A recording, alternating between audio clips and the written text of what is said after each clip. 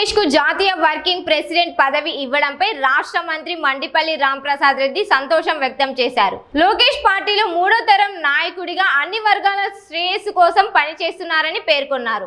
ఎన్టీఆర్ ఆశయాలు, చంద్రబాబు లక్ష్యాలను అనుగుణంగా ఆయన ముందుకు సాగుతున్నారని తెలిపారు. పార్టీని బలపరచడంలో, రాష్ట్ర అభివృద్ధిలో లోకేష్ కీలక పాత్ర పోషిస్తున్న సమర్థ నాయకుడని కొనియాడారు. మొట్టమొదటిగా తెలుగుదేశం పార్టీ జాతీయ వర్కింగ్ ప్రెసిడెంట్గా నియమితులైన మా యువ నాయకులు యువగలం రథసారథి నారా లోకేష్ గారికి మరొక్కసారి శుభాభినందనలు తెలియజేసుకుంటున్నా. ఎందుకంటే తెలుగుదేశం పార్టీ ఆవిర్భావమైన 44 సంవత్సరాలకు ఒక యువకుడు, ఉత్సాహవంతుడు, తాత యొక్క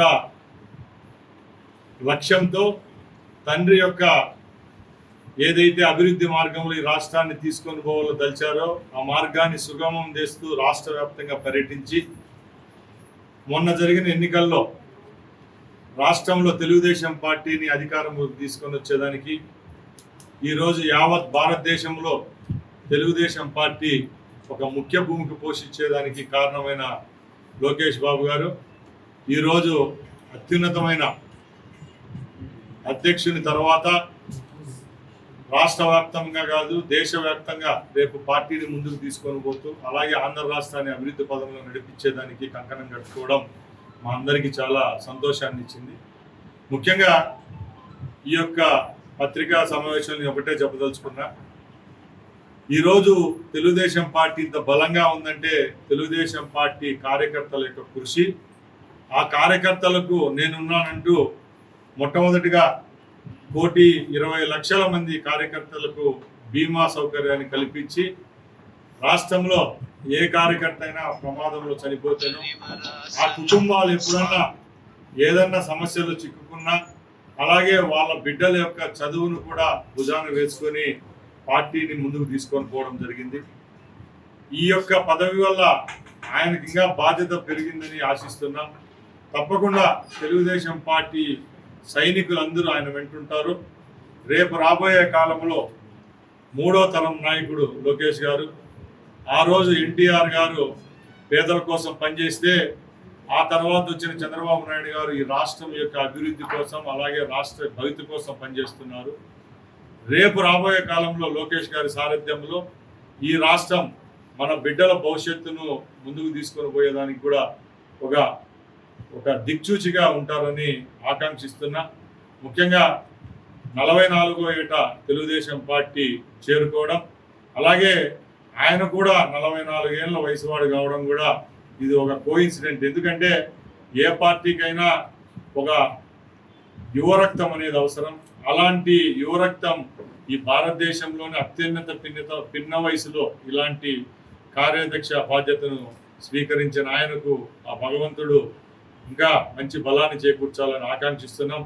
అలాగే తెలుగుదేశం పార్టీ క్యాడర్ అంతా లోకేష్ గారి సారథ్యంలో పనిచేస్తుంది. రేపు రాబోయే 2029 ఎన్నికల్లో కూడా కూటమి యొక్క విజయానికి ఆయన యొక్క ముఖ్య భూమిక పోషిస్తారు. ఆయన యొక్క సలహాలు, సూచనలు చంద్రబాబు నాయుడు గారి నాయకత్వంలో ఎన్నికల్లో మరొకసారి విజయదంగా ముగించేదానికి కూడా మేమందరం ముందుకెళ్తామని తెలియజేసుకుంటున్నా.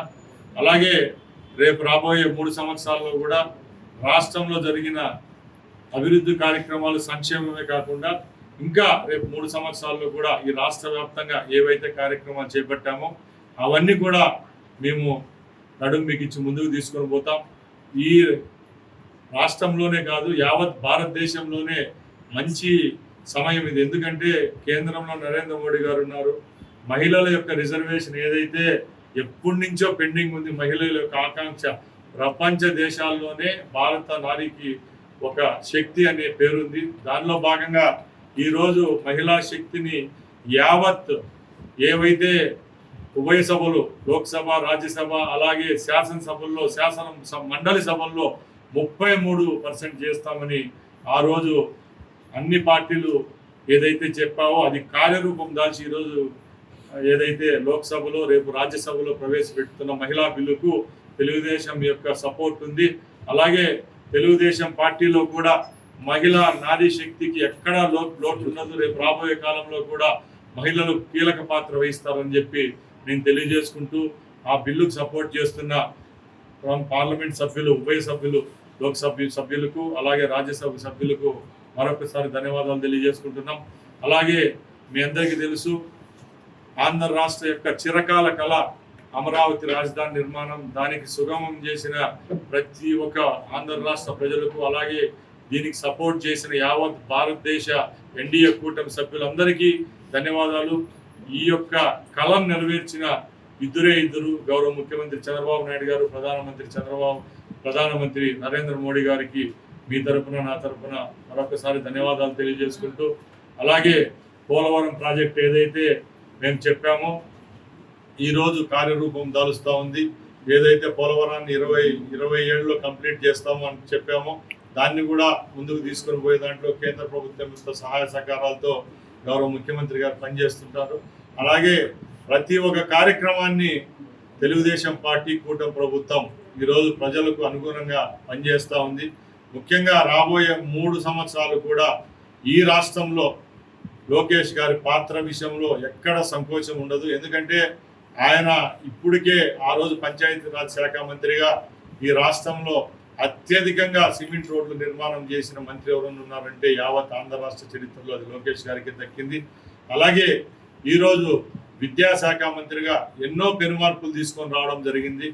రాష్ట్ర వ్యాప్తంగా ఎప్పుడూ లేని విధంగా ఎక్కడైనా కూడా నాణ్యత లేని చదువు మాకు అవసరం లేననే పరిస్థితి నుంచి ఈరోజు కార్పొరేట్ విద్యా సంస్థలకు తలదన్నే విధంగా ఎలిమెంటరీ వ్యవస్థ స్కూల్ సిస్టమ్ తీసుకొని వచ్చిన ఘనత ఆయనకే దక్కింది. అలాగే రేపు రాబోయే కాలంలో కేవలం తెలుగుదేశం పార్టీకే కాదు, యావత్ భారతదేశంలో కూడా ఇలాంటి నాయకుడు కావాలనే పరిస్థితి ఆయన తీసుకొచ్చే విధంగా ఆయన పనిచేస్తారని తెలియజేసుకుంటూ ఈ అవకాశం ఇచ్చిన మీ అందరికీ మరొకసారి ధన్యవాదాలు తెలియజేసుకుంటున్నా. జై హింద్, జై తెలుగుదేశం, జై కుమార్.